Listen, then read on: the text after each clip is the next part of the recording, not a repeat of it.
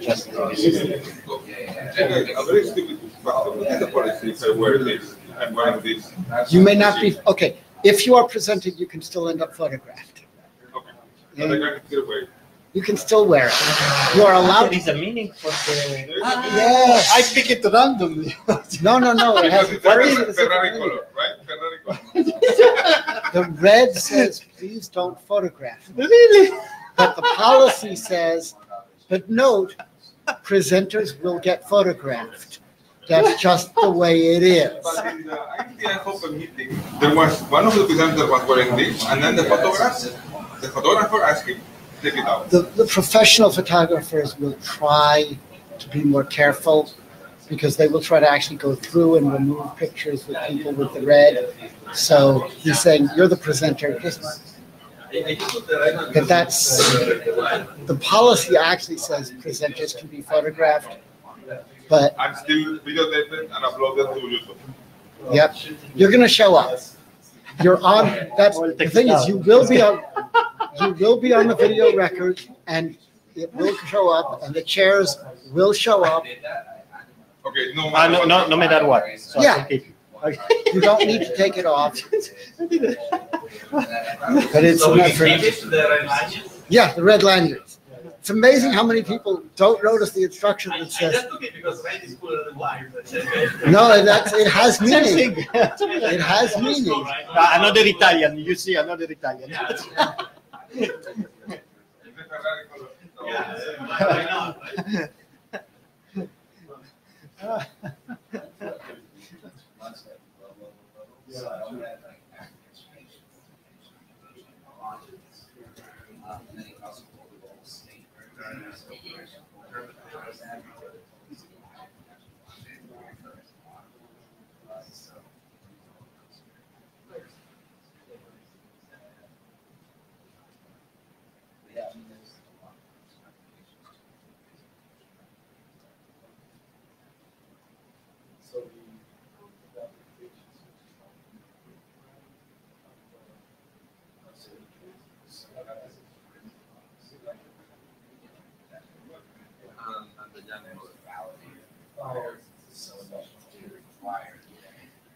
Just check if all the slides are there.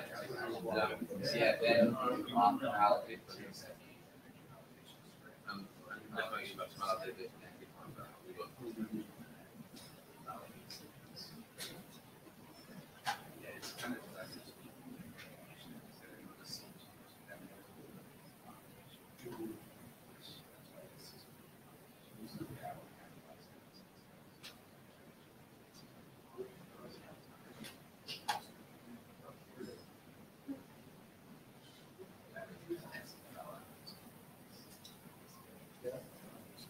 What have we done?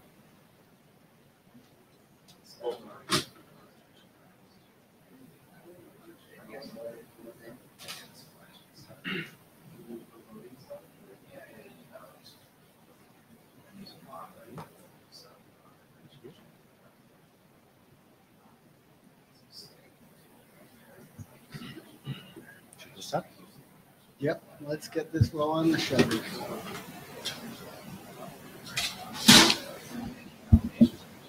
Hello, good morning, everyone. So welcome to the LISP working group. I'm going to start. This is the not well, as usual, which basically means everything we say here today is a contribution to the IETF. I guess as well the joke we were making a couple of minutes ago, but anyway. The usual pointers. I'm Luigi Iannone, Joel Alpern, we are the two co-chairs. Padma, our secretary, Wasim is missing, the other secretary. We will see what happened to him. And I would like to go just as usual on the working group updates. So this is the exact same slide like in Bangkok, which doesn't mean we didn't make any progress, just doesn't show up yet on the data tracker. So there are a bunch of documents that are on hold, but the main documents on which we were working between Bangkok and now are the two BIS documents and LISP-SEC.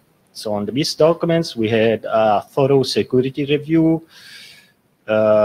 We had some delays going back and forth on the emails. We had a meeting with Ben this week, and I guess everything is sorted out. Albert will give a summary. In the meantime, LISPSEC, we put it on working group last call, because one of the comments from the ISG was if it's difficult to evaluate the level of security of the BIS documents when part of the protection security is in the LISPSEC document. So it would be good to have everything together to review. Okay, so we put in working group last call. Actually, Ben right away make a good review, and so there are a few changes that will be done to the document, but yeah, I'm pretty happy because basically I think we sorted out all the problems, and at the end LISP is better than before. Okay, hopefully we will progress quickly and move to other stuff. Concerning the agenda today, so we have Albert with the updates on the BIS document and LISPSEC, I guess, as well. A quick update on the Young model. These are the two working group documents. And then, so we had a request from Dino on the decent LISP mapping system, and Sharon about distributed geospatial LISP blackboard for automotive. It's gonna do a demo. Pretty cool stuff, I have to say. So the original agenda had then 25 minutes discussion time.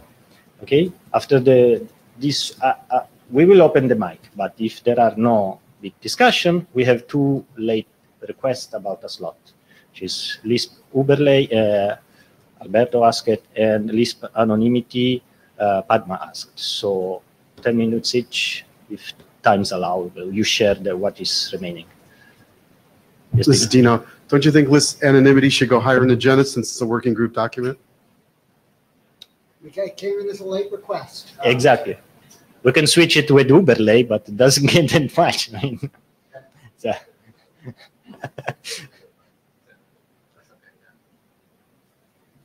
Yeah, no, it's fine. Yeah, no problem. Makes sense. Okay. We will provide time for everything else. Okay. So we can start. So Albert.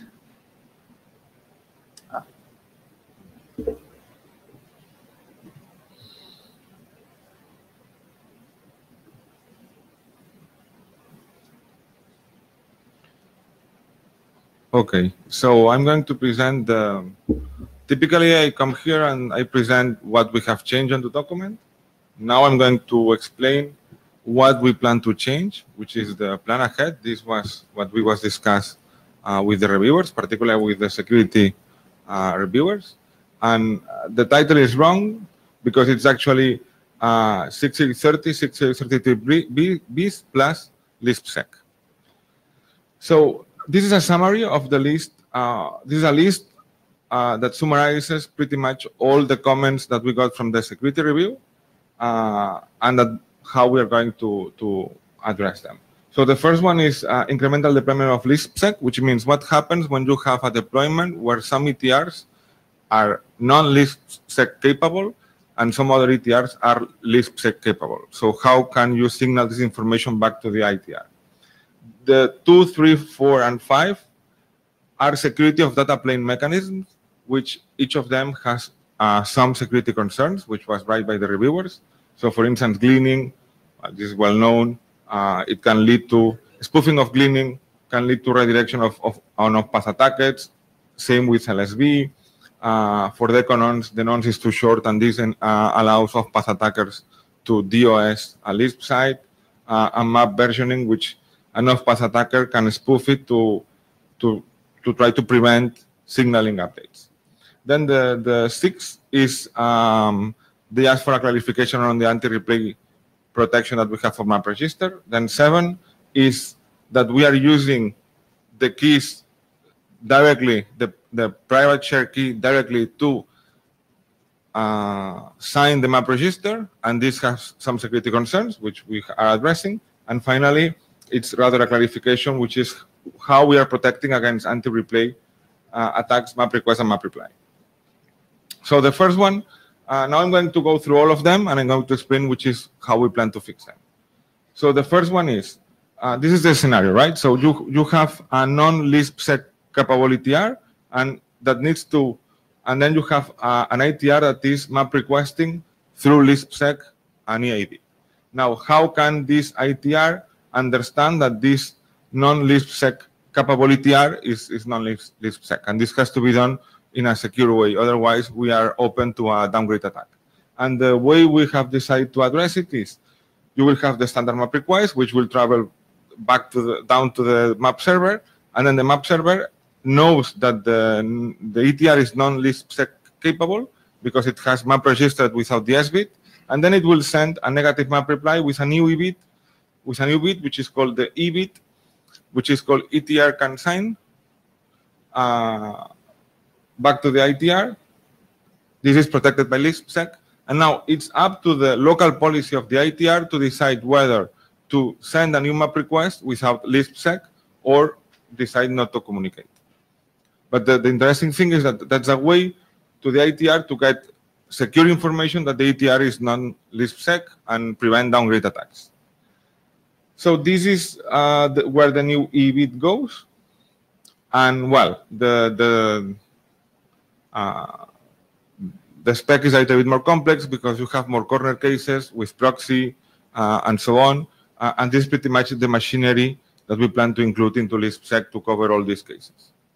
So all the details are in the slides if you want to read them. So then issues 2, 3, 4, and 5, which are security of data plane mechanism. That's something that we discussed with Ben, and there is a verbal agreement, which only means that there is a verbal agreement. We need to write that into the document and they need to review it again. But what we agreed is that we will state in the definition of gleaning, LSB, econons, and map versioning that those mechanisms should not be used on a scenario, on a public internet scenario. I think that we need to work a little bit more on the writing, on how we say that. And I think that you, Luigi, had a good way of putting it, but I cannot remember exactly your wording. Something like, I don't remember. It was not public in the public internet, but it's, well, we will. But the message is this one. Yeah. It was something like, yeah, do not use it if it's not a closed and trusted environment, yeah. Something like that. Okay, we need to work the wording, but that's pretty much the message. Yeah, so there were two parts. One is don't use it in an untrusted environment. So you use it only in trusted environment, and the deployer should be aware of the risks related to this mechanism. This was the two parts. I don't remember exactly the wording, but what we will. Yeah, here is the word. I repeat you. Use can be considered in closed and trusted environment with suitable trust. That's okay. Thanks, Fabio. So this will be included also in the upcoming versions of the document. Then they also asked for a clarification on how we are protecting against anti-replay attacks in map register, which is something that it is already on the text, and I'm just refreshing it or explaining it again. So in this case, the attack is that an ETR is map registering with a particular nonce, then an attacker can intercept this entire message and replay it and register it with the same EID to airlock mapping. So what we propose, and that's already written, is that the nonce now becomes a sequence number, and each map register you need to state a new nonce. This is Dino, and Ben suggested that when you start off that the nonce doesn't start at 0, it starts with a random number. Yeah, randomly. So you start with random nonce, and then for each map register, you increase the nonce by 1, and then both map server and ETR, they need to keep state of the last nonce they use. Now, if an attacker intercepts this map register message, and it replays it, it will have the same nonce, which will not be accepted by the map server because the map server only accepts nonces which are higher than the last in. Okay, then what happens if the ETR reboots or if the map server reboots? What we say is that the nonce share the state of the nonce share fates with the private share key, which means that if you cannot keep track of the nonce after a reboot, what you need to do is you need to rekey and use a new key.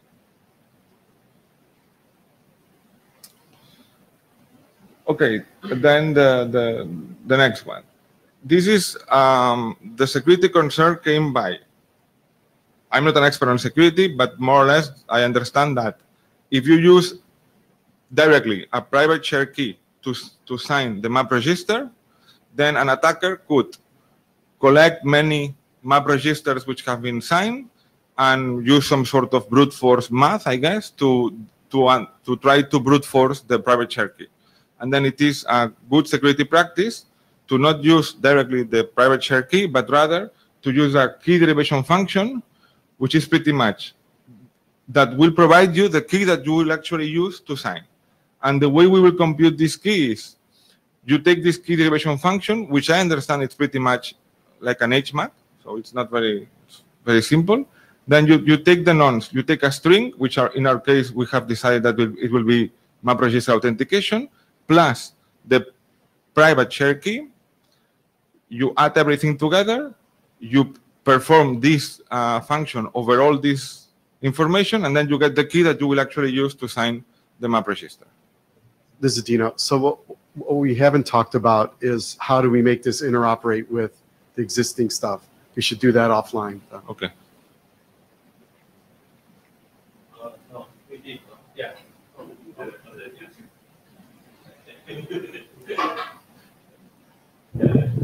Fabio Maino, Cisco.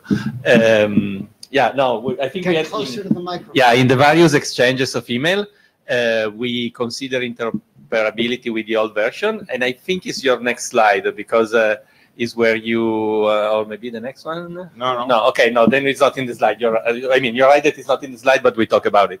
So the way to make it interoperable with existing implementation is that today we define the algorithm ID that is there in the packet, and the algorithm ID today is specifying only the HMAC function that we use in the map register. So basically, in the map register message, there is the authentication data that is there, and the algorithm ID is telling you that you should use SHA-256, whatever. We can define new algorithm IDs that are, say, specifying not only the HMAC function, but also the KDF function. So then we define, I think we have defined right now algorithm ID 0, 1, and 2. We'll define algorithm ID 3 that is saying this will use HMAC SHA-256 and KDF, HKDF from RFC, I don't remember the number, 6831 or whatever number it is. And that is basically specifying that for that new key ID, algorithm ID mechanism, the ETR will have to do not only the HMAC computation, but before that, it will have to do the key derivation function. And this is extensible because we can define future algorithms that, whenever somebody will decide that SHA-256 or HKDF so-and-so is not good, we can define a new one. This is Dino. So Fabio, can we do that with like a high order bit? Because if we set the high order bit, then we should say, let's use KDF for all the existing hashes that are identified. So if the high order bit's 0, it works as today. The high order bit set and the low order bit say SHA-256, that means use SHA-256 with KDF. Yeah, I didn't thought about that. Yeah, I think it's a once in a time. I mean, we have defined already, I think, HMAC 96 and HMAC SHA-128 that are 1 and 2. Maybe we can define, rather than defining 3, we define, we set to 1 the high order bit. But I don't think that will become a, we can decide, rather than assigning 3, we can assign. Rather than having 2x values, You just set the high order bit, and then any new HMAC you add later can run in non-KDF mode and KDF. Yeah, but also I don't want to burn 2 entries in there for things that in the future we'll not use. I mean, it is very clear today that we will define HMAC SHA-128 plus HKDF, and that's it. In the future, all the other will not be. So we can do that. I mean, rather than defining 3 for HMAC plus HKDF, since HMAC SHA-128 was 2, we define 1, 2 hexadecimal rather than, and yeah, it might be it's a small optimization, but we can do it. Okay. Thanks. So basically, we interoperate with legacy implementations by saying HMAC whatever, KDF none. Yeah. Okay. Yeah.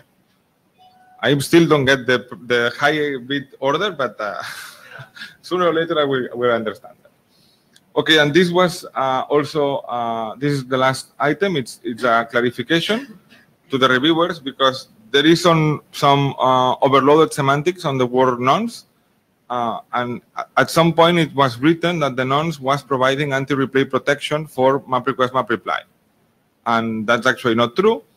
And with LispSec, what actually it is providing anti-replay protection for map request, map reply is the fact that we are using one-time key that is used only once.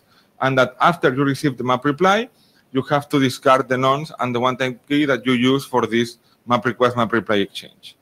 And then, which means that the nonce is a random number that it is only used to index the map request. So when you send a map request, then you receive a map reply, you don't know which is the corresponding map request, and you use that nonce to know which was. But it is not providing any kind of security protection. And that's it. Is there any comment or question? Yeah. Just for clarification to understand this, so you throw away the pair, but you can keep the nonce values, just the association that you throw away, or everything? So you throw away everything. Okay. And then if you need to send a new map request, then you will generate a new nonce and a new one-time key. Okay. Thanks.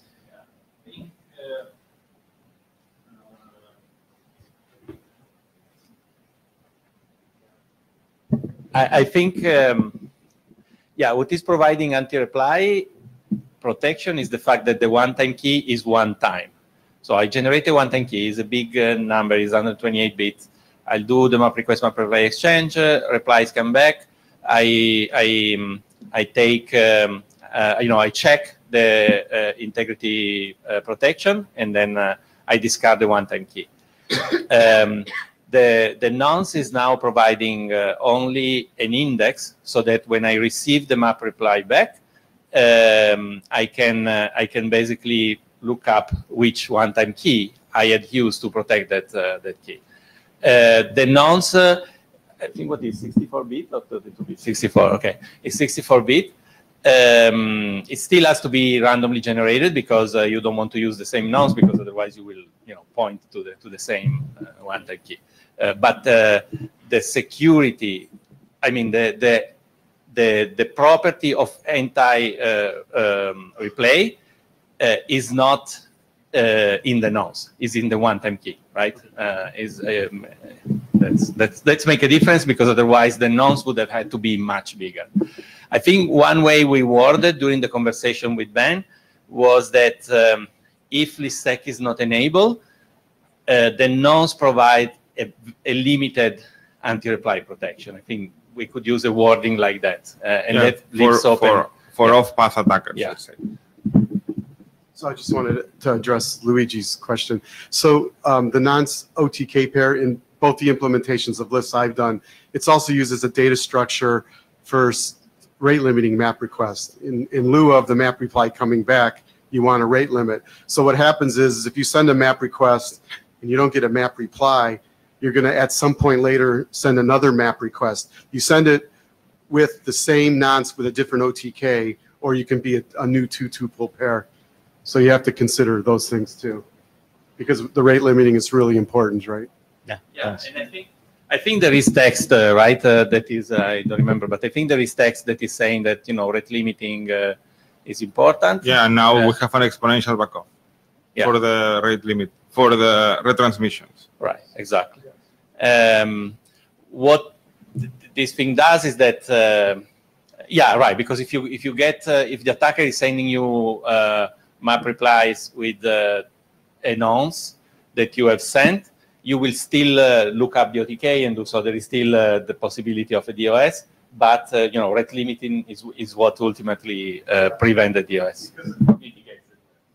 On the other hand, the attacker could just be in the a man in the middle and just dropping the map request, causing you to retransmit to see if you're using the same one-time key. I mean, one time is a relative term, right? Is it one time for this destination query, or is it for each individual map request? Should be the latter. Yeah. Should be the latter, yeah. Yeah. One time is one time. Crystal clear, right? Okay. Okay. No, thank you very much.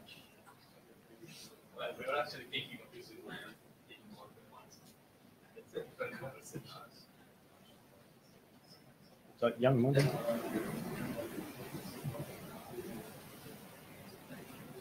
The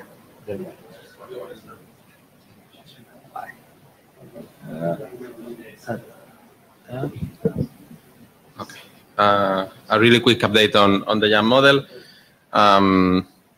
So yeah, since the last version we published, we basically took care of Dino's comments on the wording, as you can see on the slide. We also took care of the comment. I think it was coming from Joel about the instance ID 0. That is the one that is used for the internet and the default verb. And then we also make sure to align the key with what is defined in RFE 6833-BIS. That now is split into two. In the YAM model, it was only one.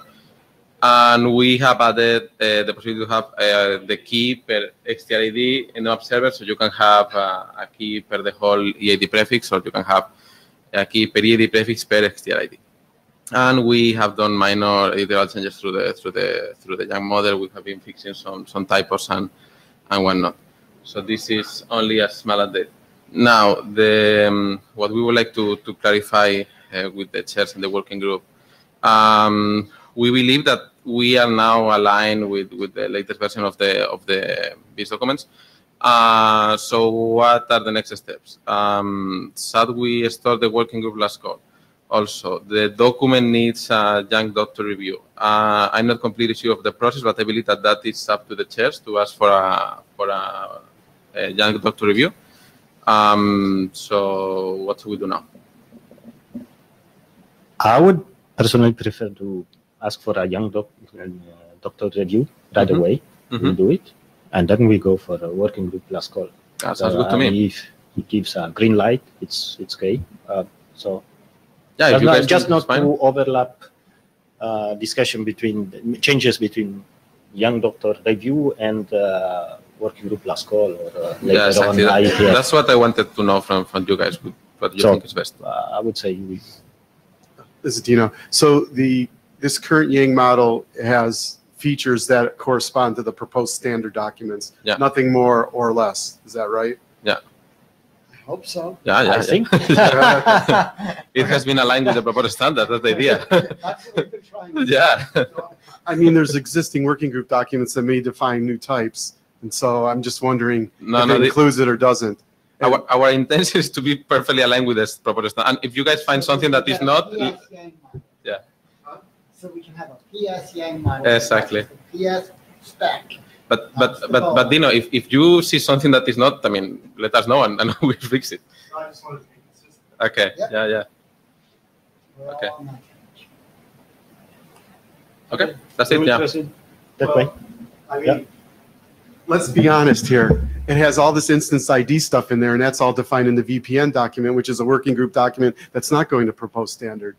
I mean, I don't want to complicate things, but I mean, but in RFC 6833-BIS, is there any reference to instance ID? vaguely. We don't talk about instance ID explicitly, other than it's an extended EID lookup in the mapping system, and the mapping system documents support Yeah, but the mapping system, PS documents do support the field. Yeah. And so it's okay to have them in the Yang model because it's not like we're modeling a field that is not in the PS document. I think we're walking the line the right way. We're trying to keep it consistent. For what? We're walking the line the right way. Okay.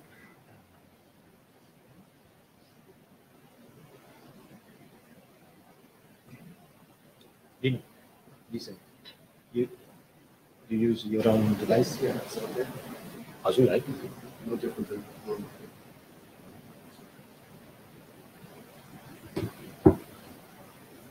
So you can just flip this back to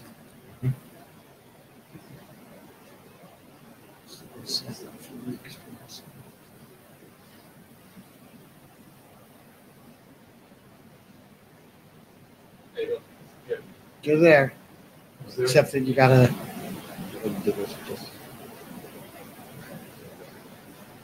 Okay, I'm going to talk about a relatively new idea of a decentralized mapping system.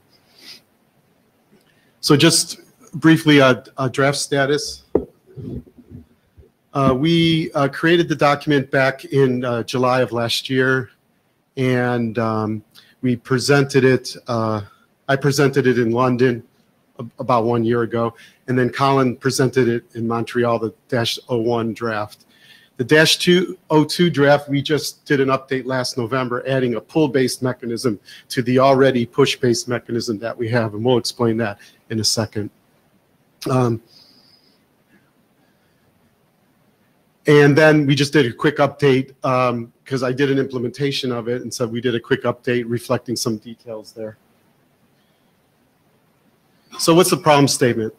Well, what if we could have XTRs? Everything's flickering. Okay. What if we can have XTRs that didn't need to depend on a third party? And what if these XTRs could be multi-homed and roamed around to inform each other about RLOCs? What if the Lisp XTRs could be their own mapping system and didn't have to depend on a third party? So we can basically build a democratized, decentralized control plane. And throughout the presentation, where you see green, we're talking about EIDs. Where you see red, we're talking about RLOC addresses. So the use cases are basically cryptocurrency or blockchain applications take advantage of this decentralized approach. Emergency networking, where you don't have access to the capital I internet, but you have connectivity among devices, can use this sort of feature. Plug and play VPN networking, when you don't want to depend on anything else.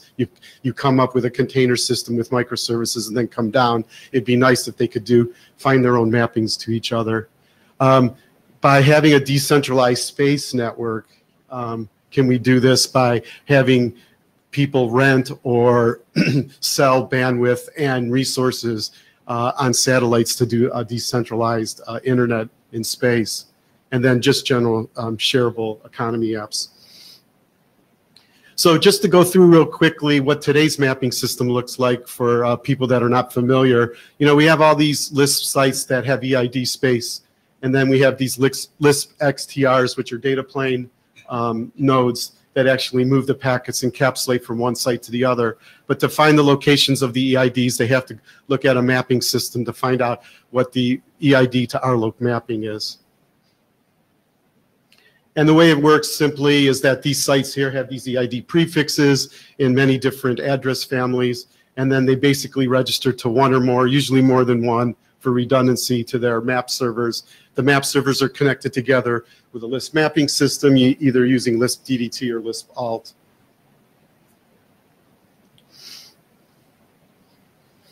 So if you just take that last picture and you just squeeze these sites like that, because they have this backdoor wireless connectivity, how would the mapping system be useful if the links broke? So let's say you're in New Orleans and Katrina comes and you have no connection to the internet.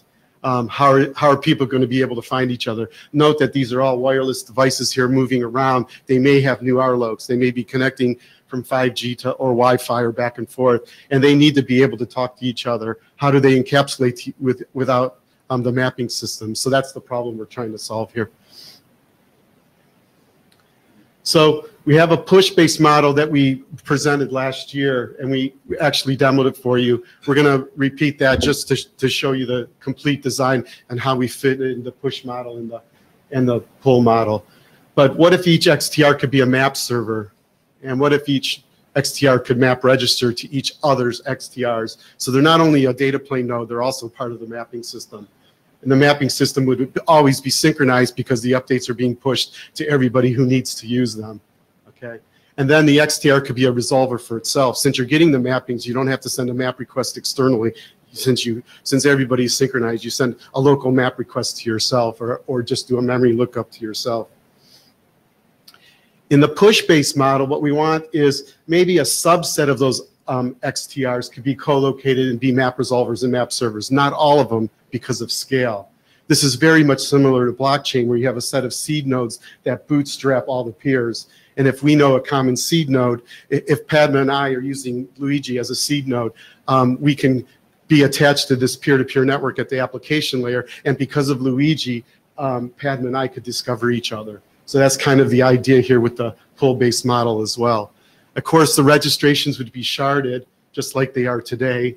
And the EID would be used as an input to a hash function to select where map requests and map registers go. And they'd have to go to the same place, or it wouldn't work. And then we have redundancy through the DNS level of indirection. And I'll show that in a second. It sounds like a couple of issues, and they may be addressed on later slides. But one, if you want stability, something gets strange when you suddenly add another server, because he can't actually take responsibility for any addresses, because anything that would hash to him now must have hashed to somebody else before. So there seems to be a problem with adding and subtracting things if you require that the function is permanently stable. We were able to get that to work. Well, so stay tuned. Okay, if that's on another slide, that's fine. The other one absolutely is there's a philosophical, what determines who's allowed to participate in these things? Right. Is there a slide on that? I will address that, yes. Okay. There's a slide that will serve as a hook to address it. Thank you. So let's look at the push-based system first. A consolidated mapping system is defined by a multicast group address. So everybody that wants to use the same mapping system to have this, be able to get access to the same mappings are identified by this group address. And then the XTRs are part of the mapping system, that are part of that mapping system, join that multicast group. And then map registers are sent to the group. All XTRs will then receive all mappings. And then we can get efficient distribution. If the underlay supports multicast, then really each of these map or XTRs only have to send one packet and it gets distributed for the underlay. And if not, we can use head-end replication that's already part of the data plane in Lisp. And the map request has very low latency, like I said, because the lookups are done locally because you have a synchronized database. And like I said, the XTRs build and send exactly one map register for N XTRs. Now, what that means is that the XTR or the control plane module that's sending a map request only builds one and basically sends it down to the data plane. If the data plane knows that there's underlay multicast, then one actually goes out on the network and gets replicated in the network. Otherwise, the data plane head-end replicates. But it creates a multicast or multi-participant service model at the control plane. And management's really simplified, no different than a link state protocol where you can go to one node and find out the entire topology because it's all a synchronized database. So here's an example. We have these, a set of XTRs on the left-hand side that are part of one mapping system, and a set of XTRs on the right-hand side. And I just used IPv4 on the left side and IPv6 on the right side, but they would basically be joined to 224.111 and push around their individual mappings. So all of them would have these mappings, and likewise on the right-hand side. So let's look at a pull-based mapping system and see how that can work. Well, what we thought is that if a map server sets are defined with a DNS name prefix, and then the EID is hashed to give you this modulus index. Let's be clear. Prefix in this case means dotted suffix. Yes. It's a portion in the way we actually read DNS, starting with a dot and its common thereafter. Is that that's what you're saying? It's a DNS. a DNS prefix. The reason we call it a DNS prefix is because it's a DNS name, and then we will prefix the modulus index to it. I'll get to it on the next slide. But the part that's common is the DNS suffix, not the DNS suffix. prefix. This is true. Yes, yes. And it's dot delimited, right? It's dot. Oh yeah, absolutely. Yeah, yeah. It's a domain name, right? It's a domain zone. That's what I was trying to make sure. Because I've run into people who think you can do other things in DNS that really don't work. Right. Well, the statement is technically accurate because the map server set is a prefix to a DNS suffix. So it is correct. Okay. Stay tuned. Just hold on. I know you're anxious, Joel. No, I'm not anxious about it. It's that's okay. It's great to be anxious. So the modulus index then selects this DNS name, and it basically on what I just said. And then the DNS name has multiple A records for each map server. And map registers and map requests go to the same map server set. And what's interesting about the pull-based system is we fixed the bug that was identified in previous presentations where we had a problem bootstrapping the push-based system because we use the mapping system to do the group joining. But if you need to use the mapping system to do the group joining, how do you, to make the mapping system real, you have this kind of circular dependency if you don't statically configure it. So we think the pull-based system could actually bootstrap the push-based system. And then what's interesting about the pull-based system is it doesn't have to connect all the map servers together. So you don't need these mapping database transport systems like DDT and ALT. The pull-based system could actually be used if you want to build a centralized implementation as well. But stay tuned. So here's an example of a pull-based system. Let's say we have these 8 map servers, and we put them in 4 map server sets. MS1 and MS2 are together. So if you hash an EID and you get a modulus 0 or you hash it, you take it mod 4 because the modulus index is 4 here, you would prepend 0 to the suffix mslispers.net and you get those 2 A records back. So we see we have an organization like this where these map servers are not synchronized with each other, they don't connect each other, there's no hierarchy on top that connects them together. So for instance, this XTR1 that wanted to register this /24 here would hash that character string with the instance ID and then do it modulus 4 and get a value of 0. And so we'll do a DNS lookup. It could do it ahead of time or when it needs it of 0.ms.lispers.net. The DNS system returns 1111 and 2222. And since it's a map register, it gets sent to both places. So you have your redundancy. Similar on the right-hand side for an IPv6 address, say its index was 3, it would register to 7 and 8. Now let's say a map request was being sent. Let's say XTR also has some IPv4 going on and it wants to look up 1.1.1 in the mapping system. It would actually hash the same way, so it's always taken to where the registration is. Is so the hash on the prefix, does the hash include the prefix length? Because the example, you show a map register with hashes, but the lookup doesn't know what the prefix length is. So we added something in the latest draft called a hash mask. And the hash masks are high order bits that are common between the lookup and the registration. So here, if you look at it close enough, the hash mask could be the high order 16 bits, which would be the same. Now, so you have to have a system-wide hash mask that could be advertised as that everybody knows somehow, and everybody uses for their registration hash and for their lookup hash, and all registrations have to be that length or longer. Right. Now, in cases where you're using 1/128s and /32s, like the XTR is co-located with the host, then it's one and the same. And you could use the entire thing.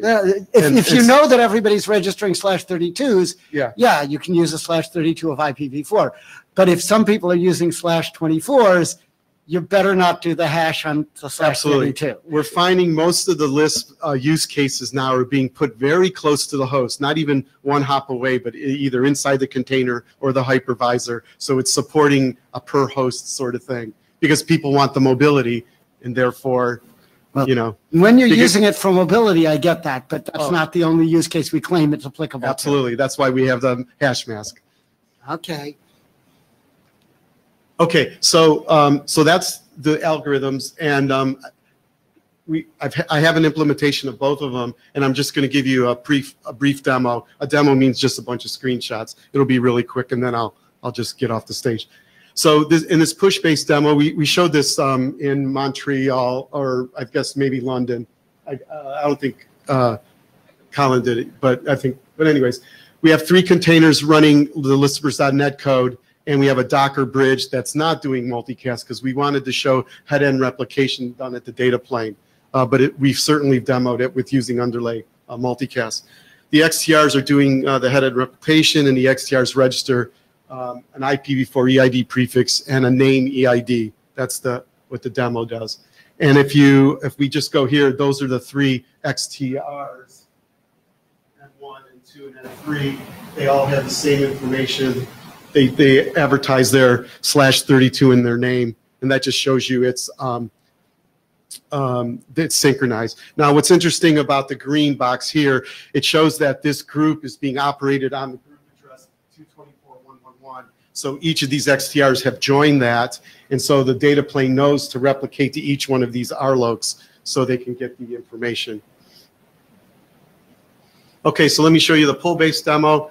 This is one map resolver, one MRMS container simulating those 8 map servers that I showed in the previous example. And then I have one ITR container that's map registering for a variety of EIDs, and then one ITR container that's sending a map request. Of course, the DNS prefix is MS, the DNS suffix. Okay, there, you got me, Joel. This should say DNS suffix is ms.lispers.net, and the modulus is 4. So this is an example. If you did a get host by name on the 0.ms.lispers.net, you would get these 2 addresses. Of course, they're RLOCs, and they have to be routable by the underlying internet. Same with 1 dot, 2 dot, 3 dot. So the corollary is that if you lose all of the servers which are taking care of a particular modulus, nobody can register to anything that hashes to that, and nobody can look up anything that hashes to that. Just like in today's mapping system too. If all map servers are down today, the map requests go through DDT. They come down to they black hole when they try to go to those. Currently, there's a relationship between the map server providers and the customers who are making use of them. There's somebody to ask. Yes. In this system, there is a much looser relationship. Yeah, between that's true. And that's not a fatal flaw. I'm not saying that. I agree 100%. We need to be aware of what the limitations are. Yeah, in the DDT model, it was great because we understood BGP peering and how agreements are between different organizations. But that still complicates things. Now these things could be run loosely coupled. But you have to, you as a mapping service provider have to know that, sorry, that's not my hash index. You have to go to my competitor to figure out the problem. Yeah. So. Okay, this just shows you the map server that all these things are being registered. So what I tried registering was some IPv4 addresses just for fun.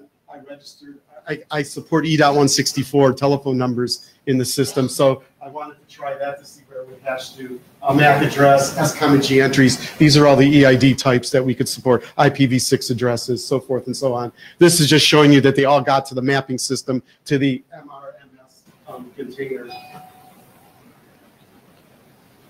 So this is the ETR sending map registers. You see all those green entries are basically different EID types. Oh, including distinguished names can be registered to, I call it distinguished names because that's the AFI. And then you see that basically we just do the hash and we assign these different indexes.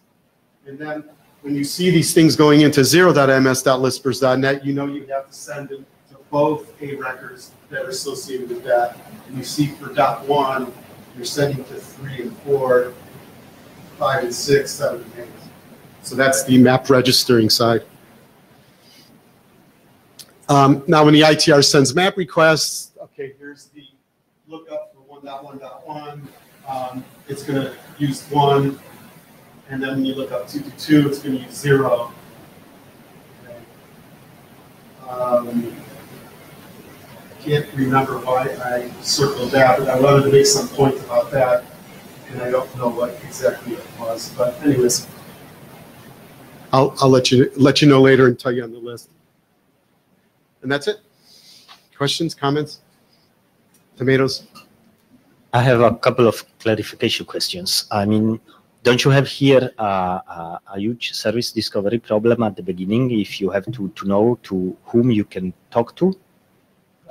No, that's the whole point is It's decentralized. you configure the suffix, and once you want to send a register, you hash it, and that construction of the DNS name is allowing you to do that resource discovery. Yes, this leads me to the second question. You started the motivation telling if Katrina comes and wipes out every connection to XTR, magically the DNS is still working. You have a dependency there. No, you run a local DNS in that case. This is the same way you can run a local mapping system. I mean, there is a dependency there because you say, I don't have access to the mapping server anymore, any of it. But do you rely on another infrastructure?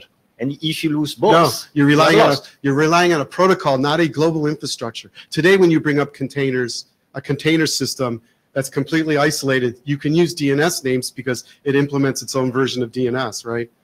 Its own localized. But we are talking about the devices, not containers. I'm talking about the same thing too. Same. Doesn't matter. A few questions and then we'll move on. Okay. Yeah, this is Albert. Can you go to slide number 12 so I understand a little bit better how this works? Slide number 12, if you don't mind. If it's difficult, don't worry. It's a question of latency. We're almost there. Okay. Okay, so what you do is, when you have a map request, you hash the ID, and then out of the hash, you know the name, the DNS name over which to look up, and then you have the IP of the map server to query, right? Right. Okay. So you are trusting the DNS. You are trusting the DNS for authentication of EIDs, right? You're using another level of indirection by using the DNS naming system to give you these A records, which are IP addresses of map servers. Yes. Yeah. Okay. Thank you. These could be Etsy host entries.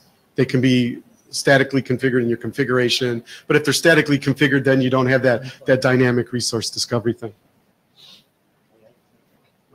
No, just to add a point to that too. I mean, part of the infrastructural design of this is actually to use some forms of distributed ledger. So the domain name, I lost a word. Distributed ledger, or kind of a more shared cryptographic database where the trust of it comes by the resource input required to create it. So you can do key value lookups as far as DNS lookups or anything associated with that in that ledger itself, so that it can be self-contained. So the ledger can also help maintain those trustable, I guess, aspects because of the mathematics and resource input.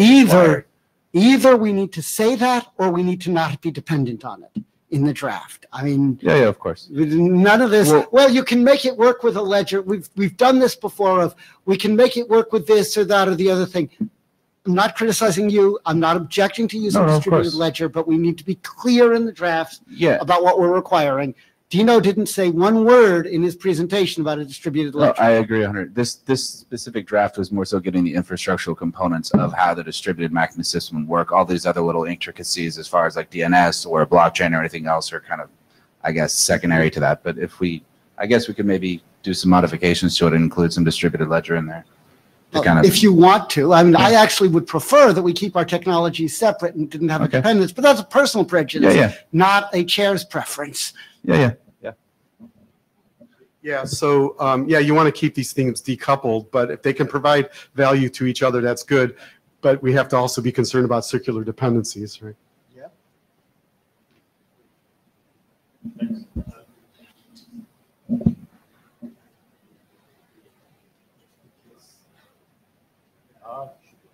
You just tell me slide, then you want directly to go to the web page?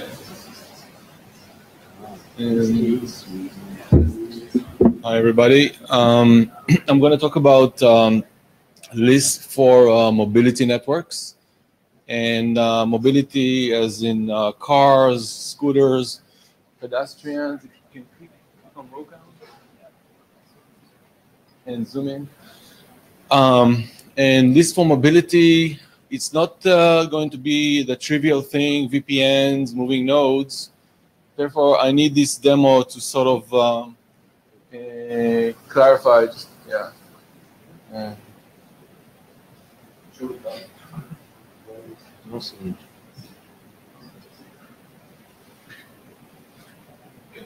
So, yeah, if you go back to the slide, what you can see here in this map, and you'll be able to see it maybe later in my computer, is a tiling of every meter of every road, making it every meter in every road addressable using a standard called H3, using hexagon. It's a hierarchical standard. If you zoom in, you go from big hexagons, 1 square kilometers, very big hexagons to 1 square meter or 60 centimeters. So having these addressable entities as part of the road is why we're going to use Lisp, and I'm going to explain why in vehicle-to-vehicle networks, why do we want vehicles to talk to polygons instead of other vehicles? Okay, why do we want this indirection? And why this indirection involves this geospatial partition, and why this partition is in the ID space, what is it good for? So, all right, so vehicle-to-vehicle, vehicle-to-infrastructure is there to improve safety on the road, on the shared road, so that traffic lights, cat eyes on the roads, other cars will respond between what we do, so avoid accidents, basically. However, the adoption of vehicle-to-vehicle networks in the last decade has been very, very slow. Not good. Why? First of all, it's the start was simple. Just share GPS vectors, okay, between cars. The result is, or those who did play with it, is that every car gets a bunch of this about every other car around it. It's useless. And if you want to share better annotations, it's the interoperability of what do you share. Did you see some obstacle? Did you see a jaywalker? Did you see a blocked car? This is very hard to do interoperability-wise. So the industry is kind of stuck now in a war of layer 2. Who's going to operate the wireless infrastructure? Is it DSRC, Wi-Fi, municipalities, or Gov, or is going to be the cellular carrier with LTE, 5G, and they fight over the same spectrum. But the logical aspect of the network is completely unsolved. The reason we confronted with it earlier than the OEM car manufacturers is because we actually have, if not the largest, one of the largest vehicle-to-vehicle network out there, simply because of the way we went to market. So what we did is we paired the iPhone of a driver with a very cheap HD camera, like a $50 camera. It's like this small thing, and it can pair with the built-in cameras of the car. So it's very easy to give away a lot of cameras and have eyes on every meter of every road all the time. So we did that, and we put a few tens of thousands in every market we went into, and we got to like New York, Bay Area, Israel, Chicago, and then we get to experiment. Okay, now we have these eyes on the road. We have not just a camera, we have AI, annotations. Half the company is AI, machine vision. We see things. How can we communicate? And part of this giveaway of all these cameras to these drivers, which host them very nicely, by the way, because it serves them well for deductibles and insurance and one-click claims and things like that. So they keep it well-tuned, focused on the road, paired to their iPhone with point-to-point Wi-Fi. So the insurance companies wanted to see some ADAS assisted driving safety features, and it was very easy to come up with many. Okay, and first one was highways in New York slowdowns. You know you ride on the highway and it's suddenly slow, and then it moves afterwards. I mean, but the slowdown is there for a while, and it's a very dangerous situation because if you're not focused, then you get these pileups. Especially if it's icy, you see it in the last minute, you hit the brakes, you start to twirl. It's a major source of pretty bad accidents. It's very easy to annotate. You drive, and suddenly the brake lights in front of you lit like Christmas trees. Now you want to tell people behind you. How do you do that? With vehicle to vehicle, you start to play lacrosse with other drivers, and you need to find drivers you're interoperable with. And it's not a very good way to start warning people about a very, very clear hazard which you clearly identify, and you can clearly give people 20, 30-second heads up so they can start to slow down. And there are many examples like it. So we went to an indirection model, which is the car that sees a slowdown, the car that sees a jaywalker, the car that sees a blockage, somebody unloading goods to a shop and will block your lane, will not tell it to any other car, but will tell it to the virtual tile of the road. And that has a unique annotation, has a unique address, IEID. So this annotation, which is part of a BDD enumeration standard, in this hexagon ID. I can snap to a hexagon ID, to a meter, not some jittery GPS. And therefore, I'm sending a message to a tile. So what better approach to communicate between these EIDs and EIDs than an overlay, map-assisted overlay, Lisp. So this is how we want to use Lisp. And we're actually using, we're converted a vehicle-to-vehicle architecture, which was like gaming architecture, peer-to-peer, to a Lisp-based indirection. All right? So, one second. Sorry. So we're not sharing peer-to-peer. There's no point. Interoperability, and we want it open, is too difficult. Instead, we communicate through in-network state. The state is in EID space, represented by H3 IDs, 64-bit hierarchical codes, and it says PXDRs.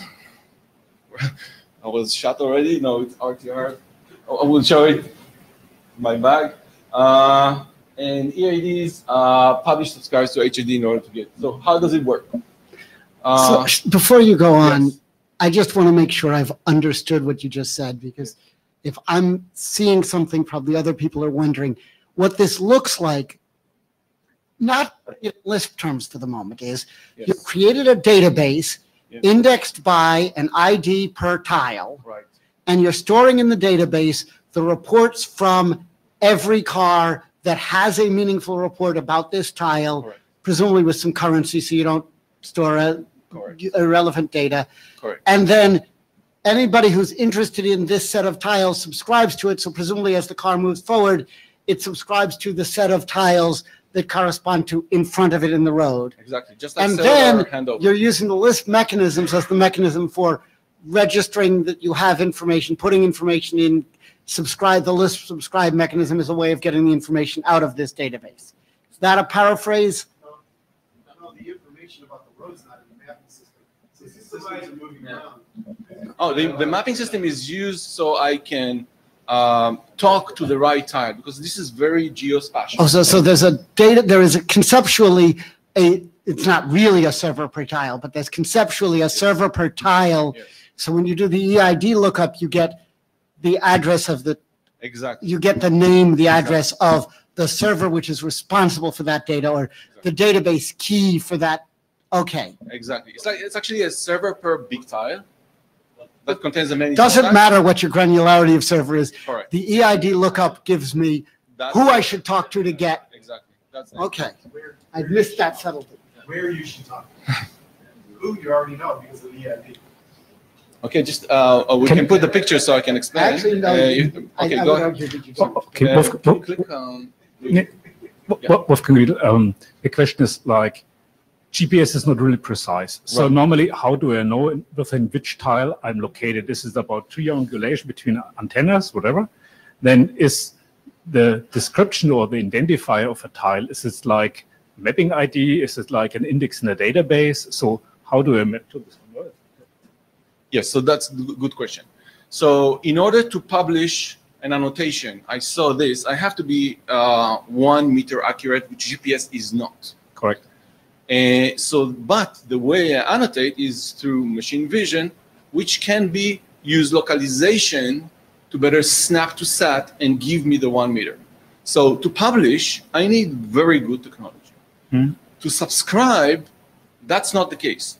I can be just a normal navigation app, and when I go into a cell, I need to get a dump of the next 20 seconds. So I need to get a heads up, and then I can locate myself, but where the hazard is on the map.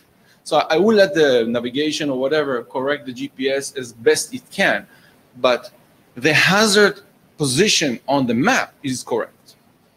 Well, but that would seem to have the risk that if I'm the driver who's using the data, if I'm on the service road for the highway and the highway is congested, I may get the report that there is congestion in front of me when there isn't. Now, if it's only viewed as informative, that's probably not fatal. But if I get told it's clear in front of me because it thinks I'm on the side road when I'm actually on the highway, that could be a serious problem because I won't react in advance. The goal of the blackboard, okay, is to communicate where is the congestion. The responsibility of the client is to use the best information you can. Okay. Fair enough. So you want a better client, put a better gear there, right? So are there some thoughts? So we always had the problem of, say, with pre-roaming. So predicting where I'm heading for. So is there some idea that if I have all the hexagons and I know I'm going on the street and I maybe, like me, I'm from Germany, I'm going 280 kilometers per hour. Yeah. So is there a way to pre-roam that I can already encapsulate to the next? Yeah, 20 seconds. So your client is supposed to prefetch your next 20 seconds. So in town, it's probably the next block, or I'm going to turn. Who is crossing the road, which I cannot see well because it's raining, things like that. Cool. While you're out of town, if you drive 90 kilometers per hour, it's boring. It's about 500 meters for you, or if anybody is flying in then it's more. But it's up to you to prefetch the cells that you're going to get into. Pretty cool. Okay. I just had one question. So do you have some kind of reputation? Because if you have multiple cars who are actually giving different information. Absolutely, because you publish and you correct what you see because of your in-car AI. Then when you publish, you also sum up and may correct different annotations from different cars. It strikes me, and I probably contributed to this, we're diving into a lot of details of navigation systems, information collection systems, which are all related to either the underlying database or to the application on the car, navigating car. I think because we wanted to give some other people time, we should focus on how LISP is being used for this. It's really tempting. We're all engineers. We want to go refine all the rest of it. And Sharon would appreciate the feedback, but we have a focus here. Yeah, Shri Gundavalli, I think it's a great work. Thanks for that. Oh, we still have to get to the next. Yeah, it's already great. Yeah. So let's. I'm trying to still understand. So let's take the case of a pedestrian walking on the road, right? Right. How exactly would that be used? Let's say I'm driving and there's a pedestrian and the previous car detects that and you store that information in some whatever that you call it that, right? How do I subscribe for that event? Okay, so here in this picture you see an example. This is a simple dash cam paired with AI, but it's traffic going this way. Yeah. Okay, it sees that the car here is stuck. Okay? So it puts in the hexagon that here's a blockage. Okay? Even though it didn't affect him, but he saw it. The blockage has an impact. So this is also nice functions in the service. And if you don't get it, you can traverse that very easily just by bitmask. So you see the impact. The impact is then said, okay, this is dangerous territory. Okay? So who subscribes to it? These cars. These cars go into this cell, just like in cellular, just like in Ericsson. And then they get a dump of the state of the hexagons which are in their future. Who else? These cat eyes may also subscribe. They don't move, but they subscribe to the sensor orbit. And they can start to reflect with active LED, yellow, and things like that. So maybe one more related. How does it, we are trying to address the same thing using BSM data. If you look at the SAE messaging, BSM, basic safety messages, right? Yes. So how does that compare to this? Actually, I'm just curious about that. So what we did is we took 3 standards, okay? H3, LISP, and BDD, which Berkeley Deep Drive. Guys, which is I'm sorry to interrupt you. Sorry. This is too much details, and we are running really late. Maybe you take it offline. Okay. Colin, you have a clarification question or quick question? Yeah, I was just going with the question if you want to do a server per granular cell, or I mean, as we were discussing earlier, but I was wondering what the opposition to having it be kind of more a localized mesh network be, because you solve latency issues and you have the mobility issues solved with NAT traversal with Lisp. So if there's any opposition to that localized idea. mesh, real mesh is not feasible because it doesn't turn around corners. So you need anyway towers. So it's anyway in direction. We say it's also a layer 3 indirect. Okay. Okay. All right. So what is the Lisp usage? Okay. So we are the EADs and the HIDs are EID space. EADs can publish after snap to hex an annotation, HID state, EAD source, RTR1 dest. Okay, the RTR means, okay, he looks up. Sharon, I think it's better to say who's assigned the EIDs, who is the RTR, okay, and then map it to the thing you said previously on your These slide. are cars. Okay, they're roaming around.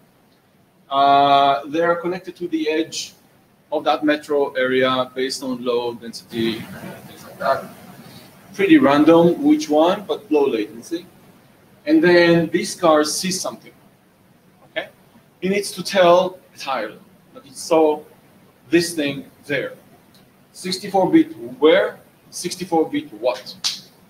So it sends it encapsulated to its home RTR, which then looks up the RLOC of this tile. Okay, so you can look up the mapping system. There's about 10 million tiles in every metro. Okay, and discovering which one are road is also part of the network ongoing, and which one are just fields and buildings. But they're registered. Those of our road are registered here.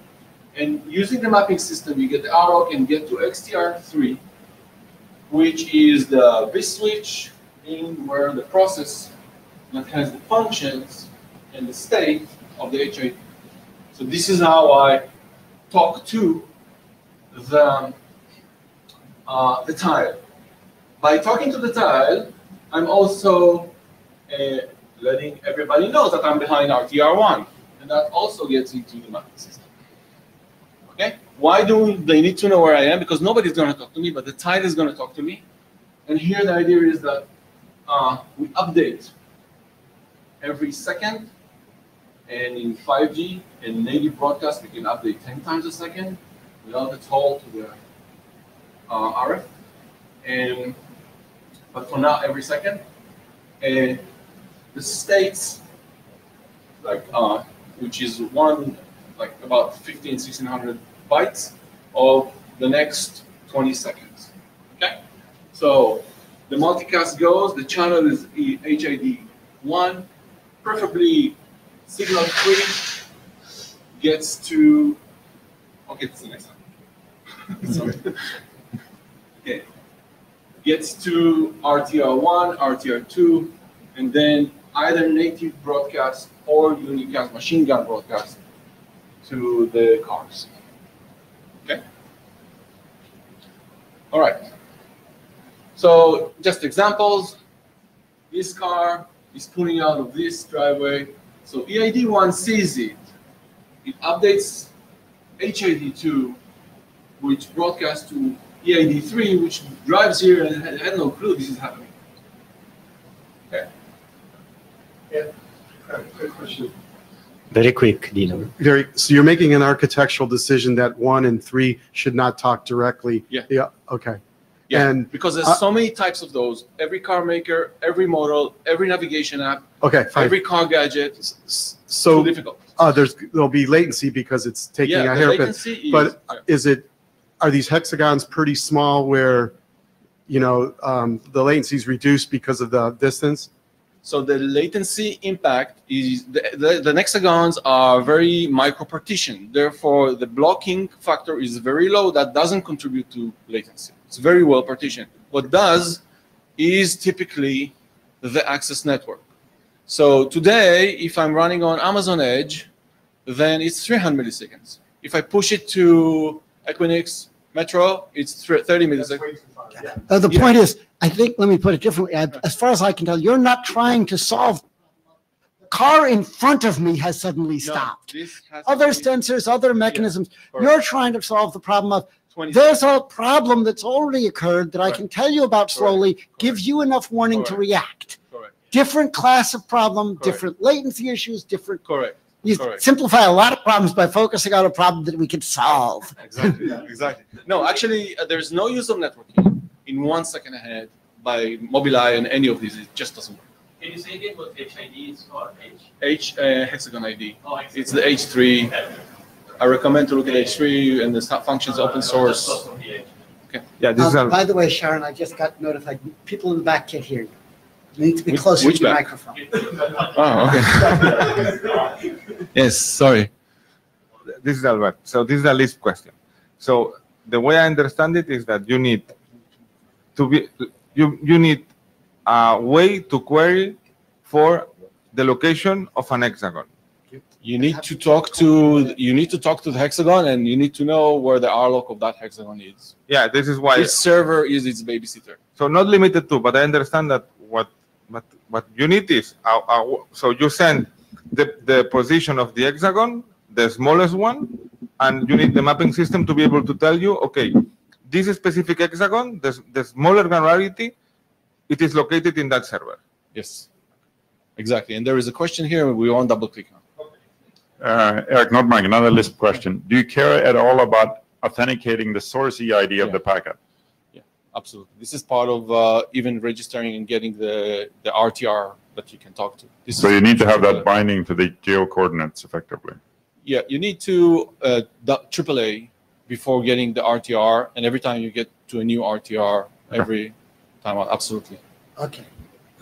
We'll ask you to go quickly through the other slides because we are running. We're out of time. Okay, this is stuff we see: potholes, traffic light meters, blah blah blah. Never mind that. You can look at. This is you can click. This is something. Yeah, we can show it. It doesn't matter. Okay, use case sharing in town annotations through beyond line of sight across garbage trucks. All this stuff that hurts commute. Double park Jericho. Actually, jaywalkers are probably too fast, but that's jaywalker. If you saw them, 20 seconds. They walk with the iPhone. It's terrible. Scooter. You mean with Android they are quicker? But anyway, we need to move on. Out of town stuff. Yeah. Okay, you get the gist. And the idea is that we have an ability to go into production really quickly because they have a large footprint. Right now, it's in tens of thousands per market. It's going to be hundreds of thousands per market. And we can be ahead of the market in understanding things that OEM are just don't know what to do about it yet. Okay? And this is a test that we did in an Air Force base. This is actually the blockage that picked up by this traffic, emerge, and beyond line of sight, and it's very clear. You go, you see that the map sees everything, but when you go into a car this high, you don't see anything. And then you get a heads up, and it's really helpful. Maintenance use case, just to have people to finance these cameras and distribute them, really helps. Incoming, we can show you crazy videos. All right. Offline, maybe. Offline. People clearly found it interesting, but we need to move on. Thank you very much, Sharon. Maybe next time you give us an update, we allocate more time. So we have only 10 minutes left, which means we can accommodate one of the two requests. They have agreed on who's doing it. Okay. Yeah. Let me put on the slide.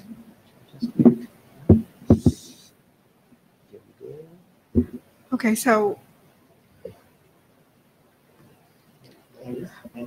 I'll be really fast on this one.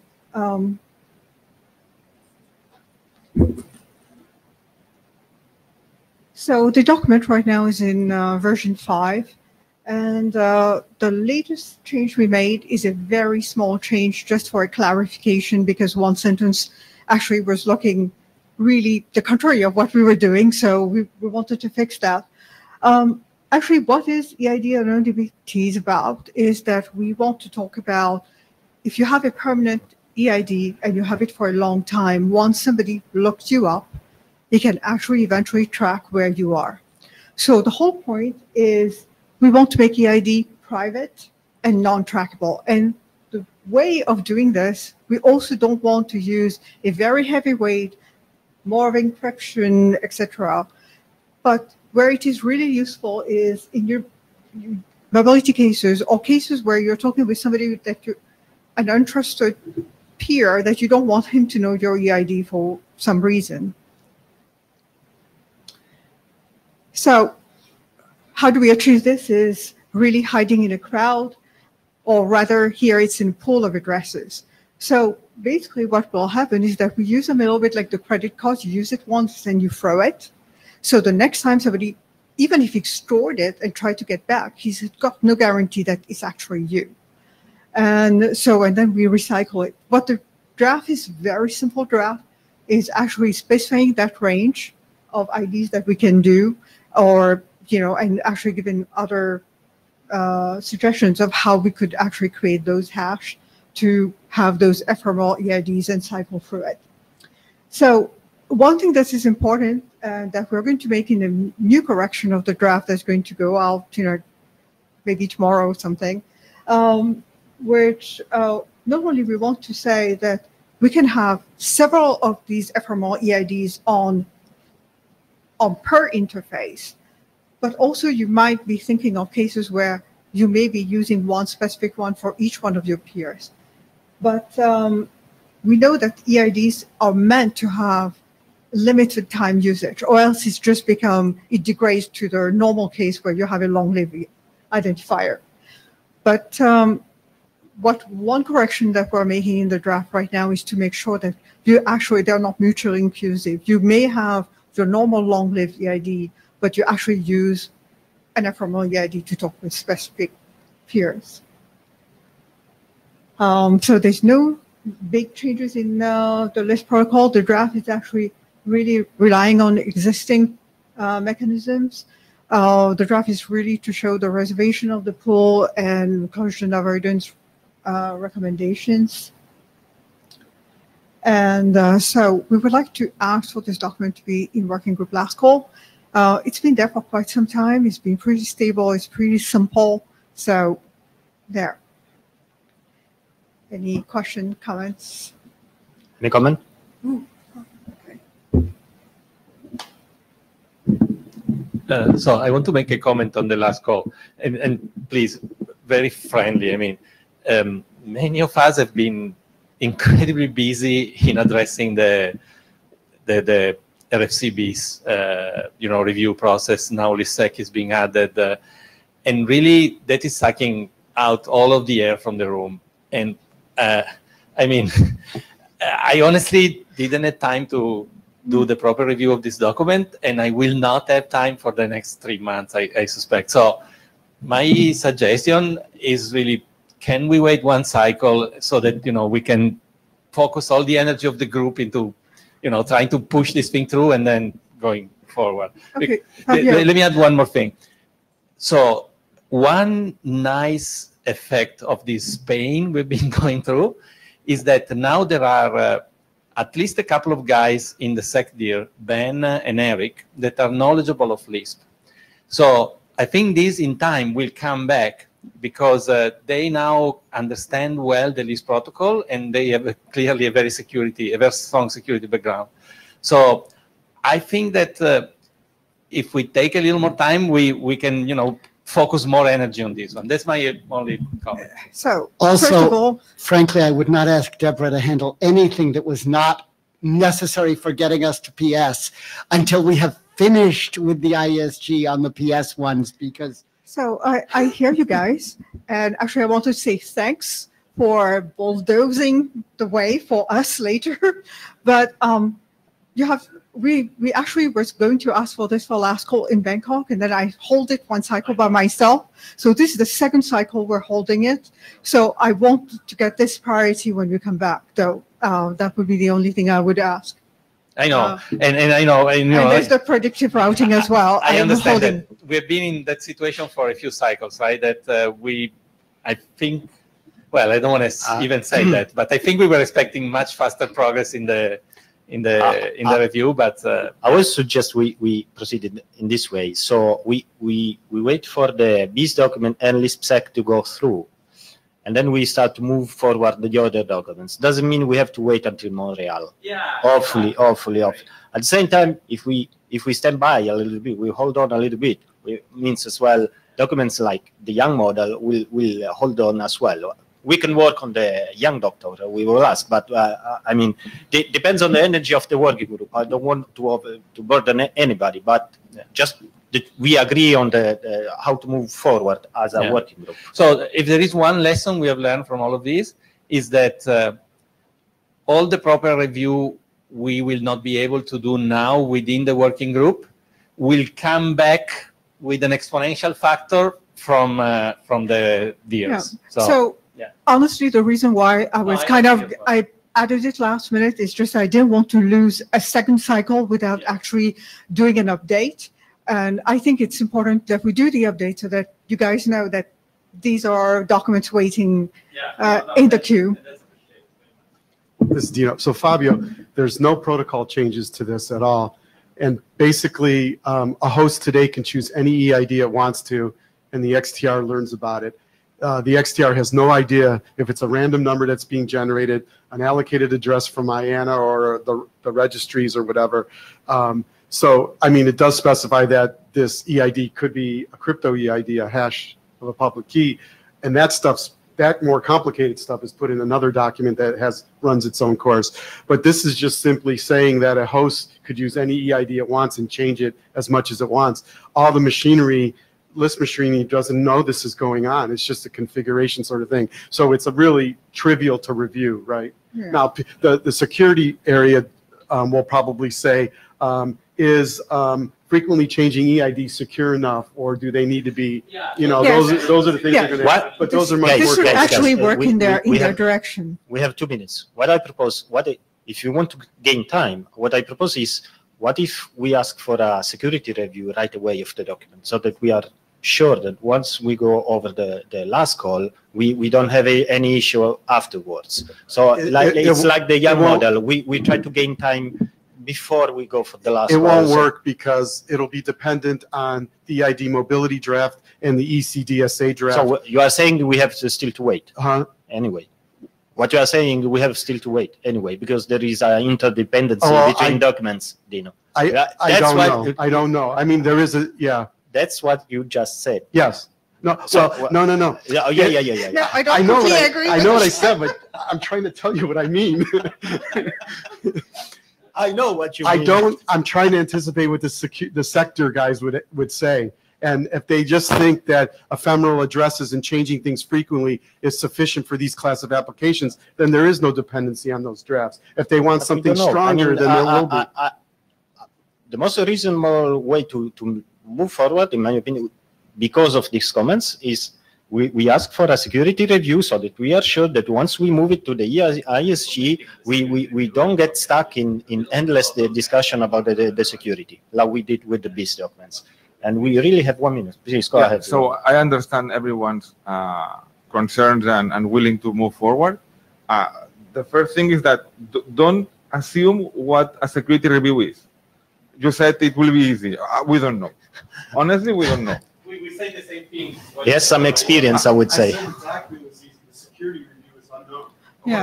Yeah. We don't know. Yeah. I mean, I don't know. Honestly, I prefer not to anticipate anything. And I don't disagree with you guys about waiting, so let me be that bit clear. But now they have the right content in their mind. They are focused on this. We have a conversation with them. Yeah, let's not distract them. I mean, I agree. I mean, they have also precious resource of the working group at this point. Let's not give them more reason to. Okay. Okay. Thanks, everyone. As I said, the time is over. So thank you for being here. About this last 3 minutes, what I gather is we will move the document forward in the sense that I will ask for a security review that we will not get stuck afterwards. At the same time, we don't go for working group last call right away. Okay. No, but security review means involving someone from the SecDir. No, these guys are full. They have buffer. That buffer is full of Lisp requests. We don't want to add to that buffer. I mean, honestly, please. I mean, it's not up to me to yeah, it's up to the working group, right? No, to deal with the agenda of the SecDir. I mean, Yeah, you can ask. Actually, you're not going to ask Benjamin. No, so no.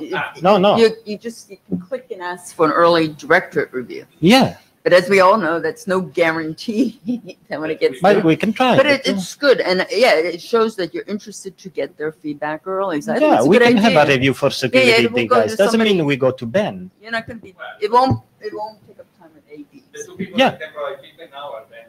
I mean, meaningful. Well, maybe you'll be lucky and Echo will get the review.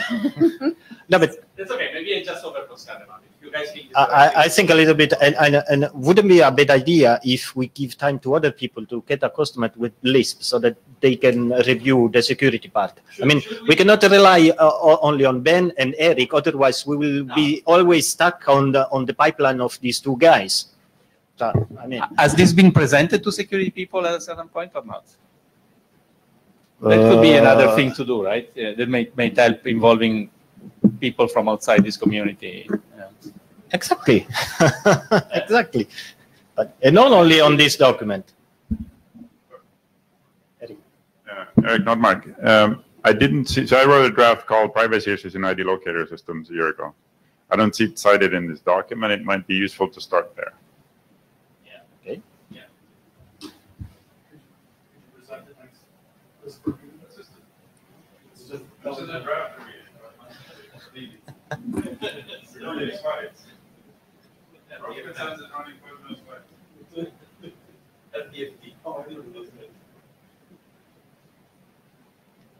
Okay, if there are no more security concerns,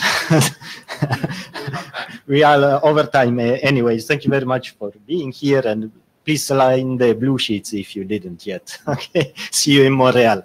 I'm sorry, I was expecting this for 2 minutes.